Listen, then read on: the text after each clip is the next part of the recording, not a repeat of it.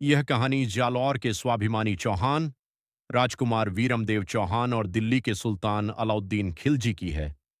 यह इतिहास की एक ऐसी दास्तान है जो प्रेम, स्वाभिमान और राजपूती आन बान शान के लिए मर मिटने की गवाही देती है।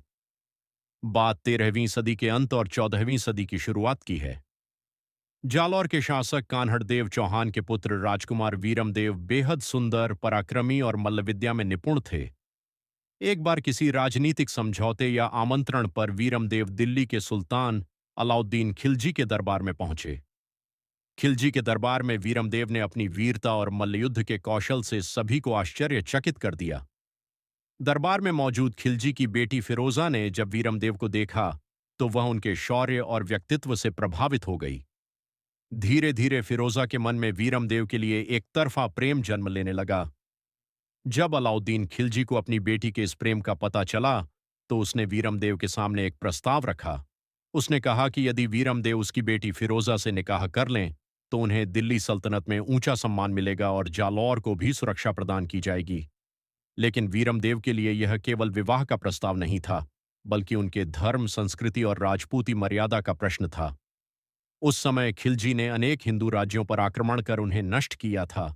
इसलिए वीरमदेव ने बहुत ही विनम्रता लेकिन दृढ़ता से इस प्रस्ताव को अस्वीकार कर दिया। राजस्थानी इतिहास में एक प्रसिद्ध दोहा इस प्रसंग को दर्शाता है। मामू लाजे भाटियां, कुल लाजे चौहान, जूं मैं परणूं तुर्कणी, तो पश्चिम उगे भाण। अर्थात यदि मैं किसी तुर्क कन्या से विवाह करूं तो मेरे ननिहाल भाटियों और मेरे चौहान कुल को लज्जा आएगी। ऐसा तभी संभव है जब सूर्य पश्चिम से उदय हो। खिलजी के क्रोध से बचने और रणनीति के तहत वीरमदेव रातों रात दिल्ली छोड़कर वापस जालौर लौट आए। वीरमदेव के इस निर्णय से अलाउद्दीन खिलजी के अहंकार को गहरी ठेस पहुंची। फिरोजा का दिल टूट चुका था और खिलजी इसे अपनी सल्तनत का अपमान मान बैठा। क्रोधित होकर उसने जालौर को नष्ट करने के लिए एक विशाल सेना भेज दी। सन 1311 ईस्वी में खिलजी की सेना ने जालौर किला को चारों ओर से घेर लिया।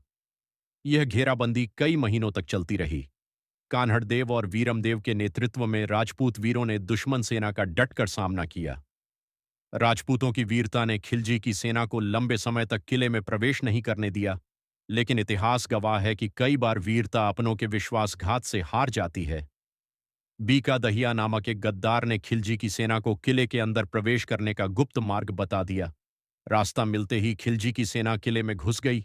स्थिति को समझते हुए जालौर में साका करने का निर्णय लिया गया।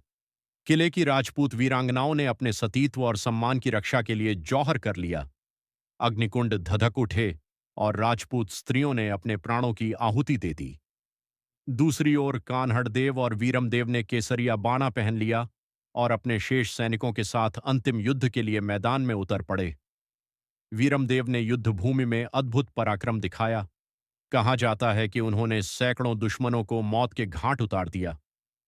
अंत में जब उन्हें लगा कि अब बंदी बनाया जाना निश्चित है, तब उन्होंने अपनी आन बान और स्वाभिमान की रक्षा के लिए अपनी ही तलवार से प्राण त्याग दिए।